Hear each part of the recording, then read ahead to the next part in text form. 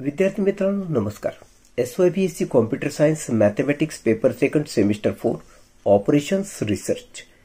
आजच्या लेक्चरला आपण जून 2023 च्या क्वेश्चन पेपर सोल्युशन मधील क्वेश्चन नंबर 3A बघणार आहोत. क्वेश्चन नंबर 3A असं सांगतो बघा. Obtain initial basic feasible solution of the following transportation problem using modified distribution method. हे मॉडिफाईड डिस्ट्रीब्यूशन मेथड म्हणजेच मोडी मेथड. ओके. आणि आम्हाला हा टेबल दिलेला आहे. यामध्ये D1, D2, D3, D4 हे 4 कॉलम आहेत आणि हा सप्लायचा कॉलम आहे. तर W1, W2, W3 या 3 रोज दिलेल्या आहेत आणि ही डिमांडची रो दिलेली आहे. शिवाय यामध्ये सम ऑफ सप्लाय आणि सम ऑफ डिमांड 215 होतो असा इथं उल्लेख आहे. मग आपण सोल्युशनची सुरुवात तशी करणार की here sum of supply is equal to sum of demand is equal to 215. Therefore the transportation problem is in balanced form असं आपण म्हणणार. मग आता according to given route in the above table the transportation cost is. मग आता आम्हाला हा जो ट्रान्सपोर्टेशन टेबल दिलेला आहे तर याची ट्रान्सपोर्टेशन कॉस्ट आपण कशी काढणार माहिती का. 35 into 6 plus 35 into 1 plus 5 into 11 plus 50 into 2 plus 45 into 10 plus 45 into 7. मग ही ट्रान्सपोर्टेशन कॉस्ट किती येते हे आपण पहिल्यांदा बघून घेऊ. 35 into 6, 35 into 1, 5 into 11, 50 into 2, 45 into 10, 45 into 7. हा प्रॉडक्ट आपण इथं केला आणि त्याची ॲडिशन केली ती आली 1165. म्हणजे दिलेल्या टेबलवरून याची ट्रान्सपोर्टेशन कॉस्ट आली 1165. आता आपण मोडी मेथड जर याला काही मॉडिफाय केलं तर ही ट्रान्सपोर्टेशन कॉस्ट रिड्यूस होते हे आम्हाला बघायचं आहे. तर बघा बरं का.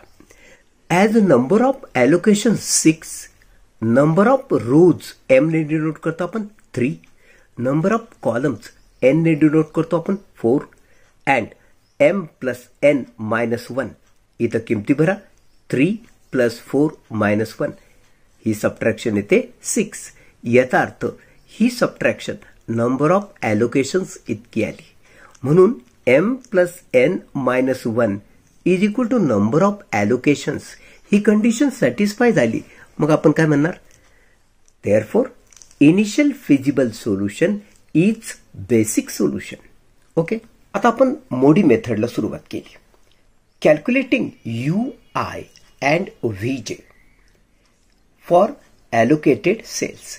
हे जे सेल्स ॲलोकेटेड असतात त्यामधून आपण UI आणि VJ शोधून काढत असतो. तर ते कसं ते आपण बघूया. त्यासाठी हा फॉर्म्युला यूज करायचा. CIJ is equal to UI plus VJ. हे कसं लिहिलंय. हा जो IJ त्यापैकी हा U साठी तर हा J V साठी. ओके. UI आणि VJ च्या किमती काढायच्या. एकदा तुम्ही तो टेबल बघून घ्या. दिस इज गिव्हन टेबल. ओके. यामध्ये ॲलोकेटेड सेल बघ इथं आहेत, इथं आहे, इथं, इथं, इथं आणि इथं. त्यांच्या ह्या व्हॅल्यूज आम्हाला घ्यायच्या बरं का. तर ही C11 ची किंमत 6, ही C12 ची किंमत 1, ही C21 ची किंमत 11, तर C23 ची किंमत 2, C31 ची किंमत 10 आणि C34 ची किंमत 7. ओके. आता सुरुवातीला आपण U1 इज इक्वल टू 0 घेणार आणि या सेलमध्ये आपण किमती भरायला सुरुवात करणार. हा पहिला sale C11. U1 plus V1 हे वरील सूत्रानुसार तुम्हाला मिळालं. मग तुम्ही पाहिलं C11 ची किंमत 6 आहे तुम्ही U1 ची किंमत 0 लिहिली, यावरून V1 तुम्हाला काढायचा आहे. V1 इज इक्वल टू 6, म्हणून इथं मी लिहिलं V1 इज इक्वल टू 6. त्यानंतर सेकंड सेल आहे C12, अर्थात इथं व्यवस्थित फॉर्म्युला लिहा, त्या सेलनुसार व्यवस्थित किमती लिहा, यावरून तुम्हाला V2 मिळणार आहे 1. पुढचा सेल आहे C21, U2 V1 असा तो फॉर्म्युला होईल. आणि C21 ची किंमत आहे बघा 11, U2 ची किंमत काढणे आहे, V1 ची किंमत 6 आहे.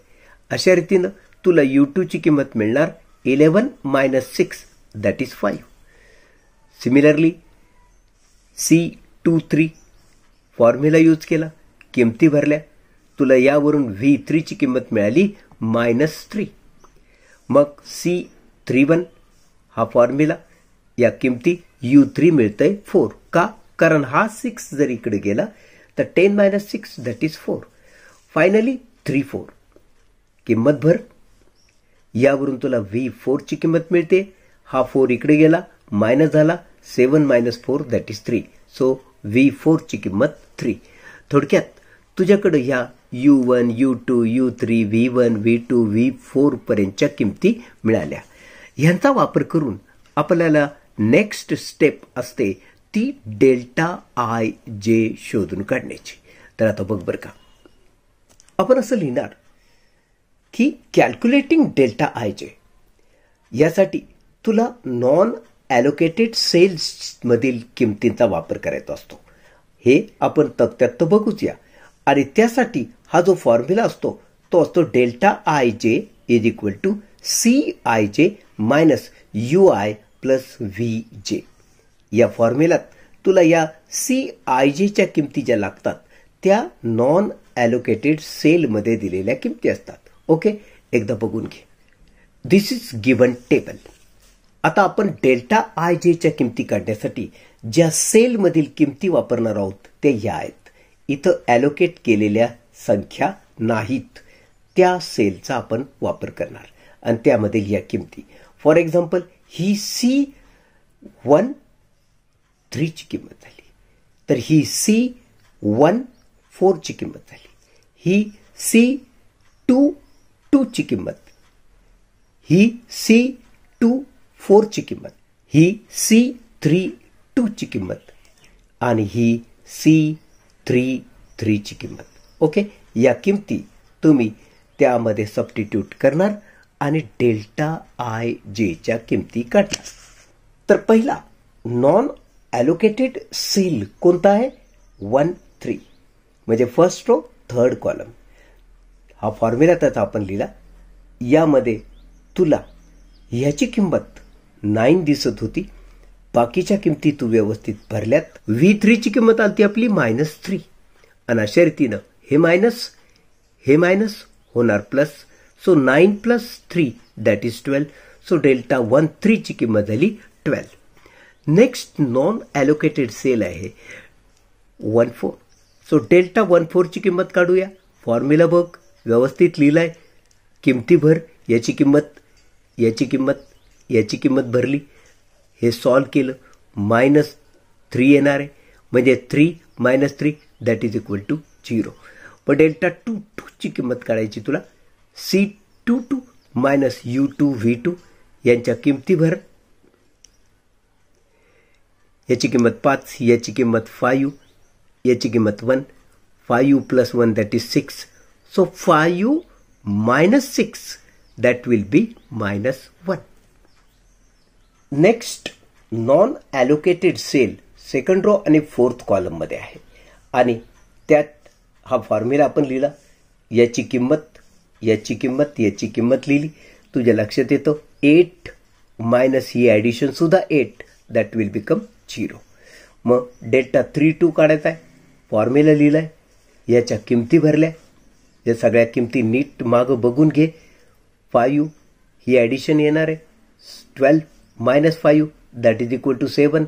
सो डेल्टा 32 ची किंमत आली 7. आणि फायनली डेल्टा 34 ची तुला किंमत काढायची. फॉर्म्युला लिहिला, किमती भरल्या, ती आली 0. ह्यामध्ये तुझ्या एक गोष्ट लक्षात आली की ह्या ज्या डेल्टा आय जेच्या तू किमती काढल्यात त्यातली एक किंमत ही निगेटिव्ह आलेली आहे. आता लक्षात ठेवा, डेल्टा आय जेच्या किमती भले 0 चालेल पण निगेटिव्ह चालणार नाही, म्हणून आपण तसं लिहिलंय. Here all delta I J not greater than or equal to 0 as delta 2 is -1 that is negative. म्हणजे डेल्टा आय जे पैकी सर्वच्या सर्व किमती एक तर 0 किंवा ग्रेटर दॅन 0 नाहीत. एक किंमत आहे less than 0 that is negative. मग आपण काय म्हणणार, the solution is not optimal, therefore we proceed to find new solution. As delta 2 is negative that is -1, so allocate theta to the cell second row second column. हा second row second column मुळेच delta I जे ची किंमत negative आली, म्हणून त्या सेलमध्येच आम्हाला theta add करावा लागतो. आता दुसरी महत्वाची गोष्ट, हा सेल नक्कीच नॉन ॲलोकेटेड सेल असतो. बघ, एकदा आपण तो तक्ता बघून घेऊ. हा गिवन टेबल, यामध्ये बघ, या इथं डेल्टा आय जे ची किंमत निगेटिव्ह आली होती, सेकंड रो सेकंड कॉलम, आणि इथं एकही व्हॅल्यू ॲलोकेट केलेली नाही. दॅट इज हा सेल नॉन ॲलोकेटेड सेल आहे. मग आता तू काय करशील माहिती का, इथं थीटा लिहिशील. मग या सेलमधून तू राईट अँगलने वळून ॲलोकेटेड सेलमध्ये येतील, तिथं आहे 35, यातनं हा थीटा तू सबट्रॅक्ट करशील. मग परत राईट अँगलनं वळशील, इथं आहे 35, ह्या ॲलोकेटेड व्हॅल्यूमध्ये तू थीटा ॲड करशील. मग तसाच राईट अँगलने खाली येशील, इथं ॲलोकेटेड व्हॅल्यू आहे त्यातनं परत थीटा वजा करशील, आणि फायनली ओरिजिनल जिथून तू सुरू झाला होतास तिथं परत येशील, म्हणजे या थीटापाशी परत येतील. अशा रीतीनं हा एक लूप तयार होतो. इथं थीटा ॲड करायचा, इथून थीटा सबट्रॅक्ट करायचा, परत थीटा ॲड करायचा, सबट्रॅक्ट करायचा, आणि ओरिजिनल ठिकाणी पोहोचायचं. दिस इज कॉल्ड लूप.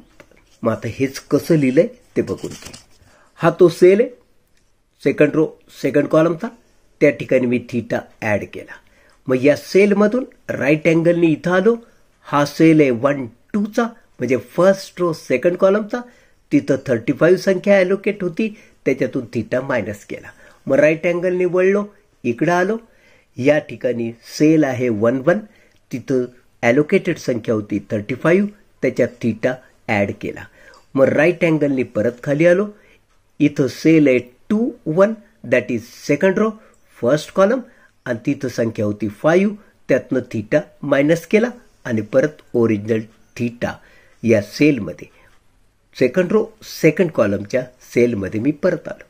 मग लक्षात घे, थीटा ॲड केला, थीटा सबट्रॅक्ट केला, थीटा ॲड केला, थीटा सबट्रॅक्ट केला, ओरिजिनल ठिकाणी पोहोचवलो. दिस इज द लूप. दुसरी महत्वाची गोष्ट की आता हे जे तू केलंस, तर यामधून थीटाची किंमत तुला कळली पाहिजे, तरच ह्या ॲलोकेटेड संख्या आता बदलतील, जेणेकरून तुला इम्प्रूव्ड सोल्युशन मिळणार आहे. मग आपण कसं लिहिलं, टू गेट थीटा, म्हणजे थीटाची किंमत मिळवण्यासाठी आपण असं म्हणालो, equate the allocation to 0 which contains negative theta and which is minimum. आता तू ही जी इम्प्रूव्हमेंट करतोय सेलमध्ये, या थीटामध्ये जी निगेटिव्ह थीटावाली टर्म आहे त्यातली मिनिमम संख्या शोधायची, आणि या दोघांमध्ये ही संख्या मिनिमम आहे, म्हणून याला 0 मानायचा. मग आपण कसं लिहिलं बघा, minimum 35 minus theta and 5 minus theta, ह्या दोन निगेटिव्ह थीटा असणाऱ्या टर्म आहेत. यात मिनिमम ही आहे, मग मी त्याला 0 मानणार. So 5 minus theta is minimum, and therefore 5 minus theta is equal to 0. So यावरून तुला थीटाची किंमत मिळणार 5. एकदा थीटाची किंमत मिळाल्यावर तुम्ही विचारात घ्या त्याच किमती इथं भरा. या सेलमध्ये संख्या ॲलोकेट नव्हती, आता तू तिथं थीटा म्हणजे 5 लिहिशील. या सेलमध्ये 35 होता, त्यातनं थीटा तू सबट्रॅक्ट करशील, 5 इथं होणार 30.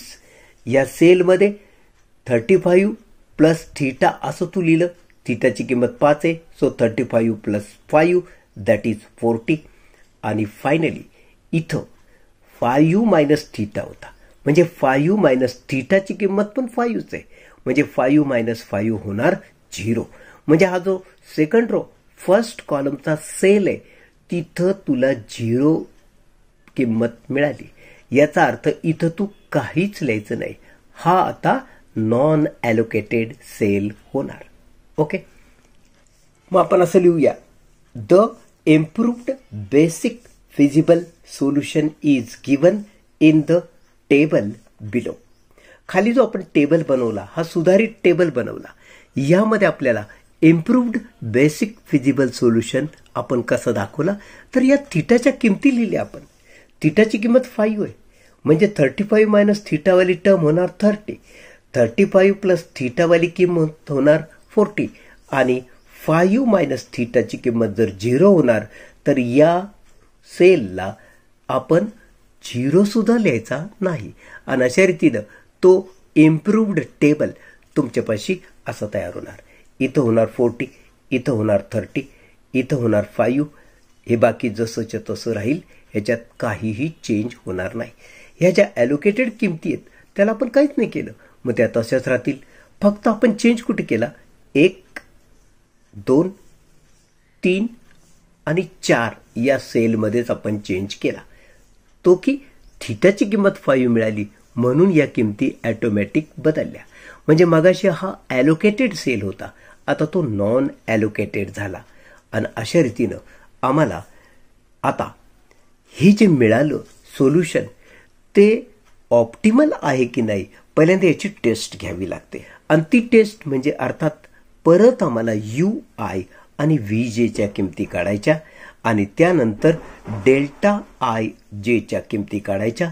आता जर डेल्टा IJची किंमत आम्हाला निगेटिव्ह आली, परत इम्प्रूव्हमेंट करावी लागते. आणि जर डेल्टा IJच्या किमतीपैकी एकही किंमत निगेटिव्ह आली नाही तर हे आहे ऑप्टिमल सोल्युशन असं आपण म्हणू शकतो. ओके, मग चला ती टेस्ट घेऊया. Calculating UI and VJ for allocated cell. अर्थात UI आणि VJच्या किमती काढताना आपण ॲलोकेटेड सेलचाच वापर करतो, हे तुला माहिती आहे. त्यामध्ये CIJ हा त्या ॲलोकेटेड सेलमधला एलिमेंट असतो आणि UI प्लस VJ हा त्याचा फॉर्म्युला आहे. आता नवीन टेबलनुसार आपण पहिल्यांदा ॲलोकेटेड सेलच्या किमती बघून घेऊया.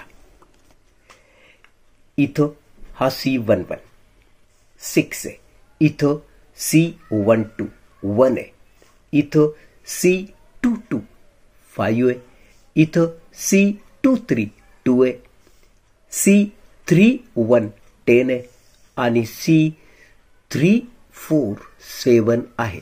या किमती व्यवस्थित भरायच्या आणि आम्हाला आता UI आणि VJच्या किमती काढायच्या.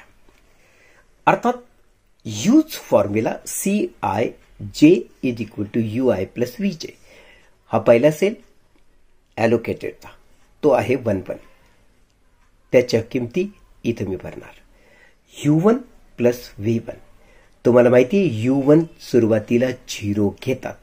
मग या इथं तू जर किमती भरल्यास तर यावरून तुला V1ची किंमत मिळणार 6.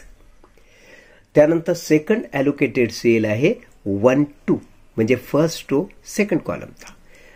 हा त्याचा मी फॉर्म्युला लिहिला, त्या फॉर्म्युल्यानुसार मी किमती भरल्या, यावरून मला V2ची किंमत मिळाली 1. त्यानंतर C22 हा थर्ड ॲलोकेटेड सेल आहे. फॉर्म्युला लिहिला, तिथं मी किमती भरल्या, यावरून मला U2ची किंमत मिळाली 4. पुढचा सेल आहे 2-3. किमती भरल्या व्यवस्थित, यावरून मला V3 मिळाला -2. 3-1 हा नेक्स्ट सेल आहे. परत किमती लिहिल्या, व्यवस्थितपणे. यामध्ये मला U3 मिळाला 4 आणि फायनली 3, 4 या सेलची मी किंमत भरली आणि त्यामध्ये मला V4 ची किंमत मिळाली 3. अशा रीतीनं आपल्याला U1, U2, U3, V1, V2, V3, V4 च्या किमती या नव्यानं मिळालेल्या आहेत. आता ह्यातली किंमत भले निगेटिव्ह आली तर चालेल, पण डेल्टा IJ पैकी एकही मिळालेली किंमत निगेटिव्ह येता कामा नये. मग आपण डेल्टा IJ काढू. Calculating delta IJ for non allocated cells. तर मित्रांनो, आता ह्या किमती CIJच्या नॉन ॲलोकेटेड सेलमधील असतात हे आम्हाला माहिती आहे. मग नवीन तक्त्यानुसार ज्या नॉन ॲलोकेटेड सेलमधल्या किमती आहेत त्या इथे येतील. म्हणून डेल्टा IJचा फॉर्म्युला आहे CIJ minus UI plus VJ. तर पहिला नॉन ॲलोकेटेड किंमत असणारा सेल आहे फर्स्ट रो आणि थर्ड कॉलमचा. इथं C13 ची किंमत 9 आहे. U1 ची किंमत आपण 0 घेतलेली आहे. V3 ची किंमत आलेली आहे -2. अशा रीतीनं हा मायनस होणार plus. So 9 + 2 that is 11. Next non allocated किमतीवाला सेल आहे 1, 4 म्हणजे फर्स्ट रो फोर्थ कॉलम. मग फॉर्म्युला लिहिला, त्याच्यात व्यवस्थित मी किमती भरल्या आणि यावरून डेल्टा 14 ची किंमत मला मिळाली 0. कारण हा -3 होईल. 3 - 3 दॅट इज 0 होणार. पुढचा नॉन ॲलोकेटेड सेल आहे 2, 1 चा. मग यामध्ये डेल्टा 21 ची किंमत काढण्यासाठी हा फॉर्म्युला मी लिहिला, त्याच्यात किमती भरल्या, तर मला डेल्टा 21 ची किंमत मिळाली 1. नेक्स्ट नॉन ॲलोकेटेड किमतीचा सेल आहे 2, 4. त्यामध्ये मी किमती भरल्या आणि फायनली त्याची किंमत मिळाली 1. त्यानंतर डेल्टा 3, 2 ची किंमत काढली. फॉर्म्युला लिही, किमती भर, तुला डेल्टा 3, 2 ची किंमत मिळाली 5. आणि फायनली तुला डेल्टा 3, 3 ची किंमत काढायची. किमती लिही, व्यवस्थित त्या सबस्टिट्यूट कर, तुला डेल्टा 3, 3 ची किंमत मिळते 2. तर मित्रांनो, आता एक गोष्ट लक्षात ठेवा, डेल्टा IJच्या या नव्यानं आपण किमती काढल्या आणि त्यातली एकही किंमत तुम्हाला निगेटिव्ह आल्याचं दिसत नाही. याचा अर्थ जे सोल्युशन आम्हाला मिळालंय ते इम्प्रूव्ड सोल्युशन, ऑप्टिमल सोल्युशन आहे असं आपण म्हणू शकतो. मग तसं लिहा, कारण since all delta IJ greater than or equal to 0, therefore the above improved solution is optimal solution. Okay, मग ते ऑप्टिमल सोल्युशन काय आहे? तर जे नवीन किमती आम्हाला मिळाल्या त्या लिहायच्या. X11 ची किंमत 40, X12 ची किंमत 30 आहे. या किमती साऱ्या आपण न्यू म्हणजे इम्प्रूव्ड टेबलमधून लिहिलेल्या आहेत. म्हणून दिस इज कॉल्ड ऑप्टिमल सोल्युशन. आता त्यानंतर तुला ट्रान्सपोर्टेशन कॉस्ट काढायची. अर्थात ट्रान्सपोर्टेशन कॉस्टसाठी त्या ॲलोकेटेड किमतींचा आणि तिथं टेबलमध्ये दिलेल्या किमतींचा आपण गुणाकार घेतो हे तुला माहिती आहे. म्हणजे 40 × 6 plus 30 × 1 plus 5 × 5 plus 50 × 2 plus 45 × 10 plus 45 × 7 या नवीन सुधारित इम्प्रूव्ड टेबलमधील किमती आणि हा त्यांचा केला गुणाकार. तर तुमच्या लक्षात येतं की ट्रान्सपोर्टेशन कॉस्ट येते 1160. तर मित्रांनो, आजच्या लेक्चरला आपण इथंच थांबूया. भेटूया पुढच्या लेक्चरमध्ये. तोपर्यंत मी आपला निरोप घेतो. नमस्कार.